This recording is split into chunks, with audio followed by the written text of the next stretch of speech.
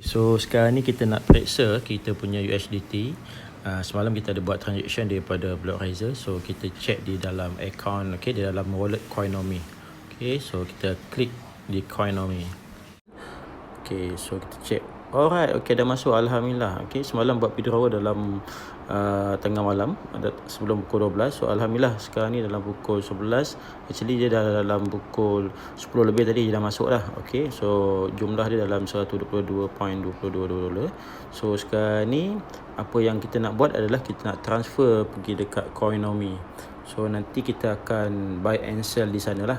Alright, so step terusnya kita pergi dekat Remitano. So kita buka dekat kita punya Remitano wallet. Okay, so sekarang ni perkara pertama yang kita nak kena buat adalah kita kena copy wallet daripada address wallet daripada Remitano. So kita pergi dekat sini. So ini adalah Tether punya USDT. So sekarang ni kita nak depo kita punya USDT tu daripada Coinomi masuk ke sini. Jadi apa yang kita kena buat, kita kena pergi deposit ni. So kita kena copy dia punya address. Okay, so kita kena copy dan make sure dia adalah ERC20 sebab kita gunakan ERC20. So kita klik saja sini. Okay, kita klik, kita copy. Alright, so bila dah copy ni simple je, kita patah balik pergi dekat kita punya Coinomi wallet. Sekarang ni kita pergi ke Coinomi balik. So kita klik di sini. Okay, dan kita pergi ke USDT.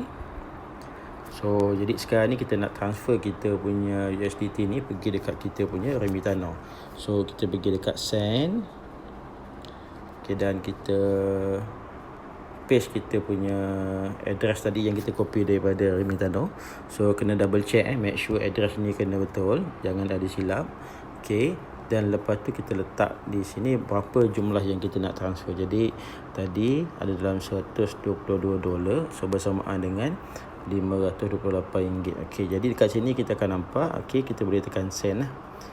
Alright, so dekat sini kita akan nampak, okey, make sure kita check balik address, okey, betul tak betul. Lepas tu ini adalah dia punya transaction fee yang mana lebih kurang dekat dalam 64 sen lah. So ini kalau normal, tapi kalau kita nak cepat lagi kita boleh gunakan high, so dia akan bertambah lagi lah. So jadi macam saya biasanya saya akan gunakan normal saja. So bila kita dah make sure semua ni okey, confirm betul, barulah kita tekan confirm.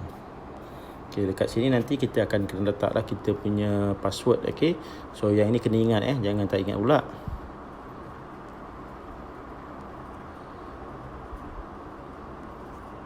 Okay, dan done. Ya, so kita tekan unlock. So dia akan, so selepas kita transfer tu kita kena tunggu sekejap lah. So dan kita akan nampak, okay, ini adalah bila nampak warna purple ni bermaksud dia dah sukses lah. Okay, dan kita boleh check, okay, dia punya detail, dan kita boleh check dekat sini lah. Okay, apa status dia. So kalau kita nampak dekat sini, ini adalah status dia, maksudnya sukses. So bermaksud kita punya USDT ni dah lepas, dah masuk dekat dalam Remitano punya wallet. So lepas ni kita kena tunggu sekejap dan kita kena pergi check dekat mana, dekat Remitano dia dah masuk ke belum. Okay, so biasanya kita akan dapat notification, okay, dalam kita punya email. So jadi bila dah nampak ni dah ada notification, bermaksudnya dia dah masuklah dalam kita punya wallet Remitano. Okay, kita boleh check. Okay, so nampak so dia dah bagi tahu lah. So jadi kita dah boleh pergi dekat kita punya Remitano. Ini kita pergi semula ke Remitano, kita klik, dan okay, kita nak kena check lah, okay, betul atau tidak dah masuk kita punya USDT tu. So kita pergi dekat kita punya wallet. Okay, so alhamdulillah dah masuk, ada dalam 122 dolar. So sekarang ni apa yang kita nak kena buat adalah kita nak berjual beli. So apa yang kita kena buat, kita pergi di sini, kita pergi dekat P2P exchange. Okay, dan kita akan nampak dashboard ni. So ada dua function, satu buy, satu sell. So sekarang ni kita nak sell. Jadi apa yang kita kena buat, kita klik dekat sell dan kita letak berapa jumlah yang kita nak jual. Okay, so sekarang ni, okay, kita dah nampak dah. So ada satu okay, available. Warna hijau ni maksudnya available lah. Dan yang dia offer adalah 4.4 rate lah. Biasanya 4.2 kan, 4.3. So ni 4.4 tinggi lah. So apa yang kita kena buat, okay, kita just klik saja di sini. So jadi dekat sini ini adalah paling penting. Jadi dia perlukan bank name, okay, bank account number dan bank account name. So jadi kita kena letaklah kita punya bank. Yang penting atas nama kita sendiri. So macam saya akan letak CIMB. Jadi saya akan letaklah nombor akaun saya.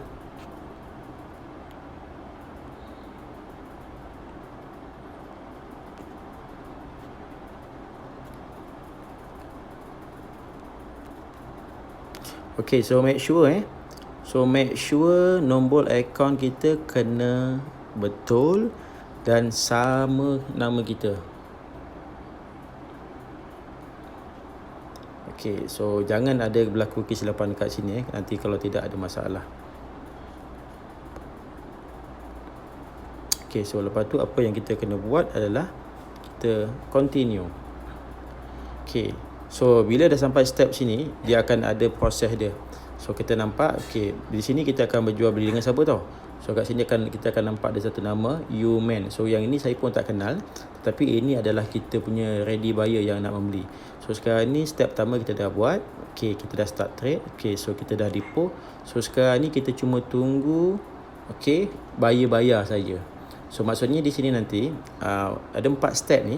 So warna kuning ni, warna orange ni bermaksudnya kita tengah pending menunggu kita punya buyer untuk bayar pada kita. So bila dia dah bayar nanti, okay, dia akan keluar warna hijau.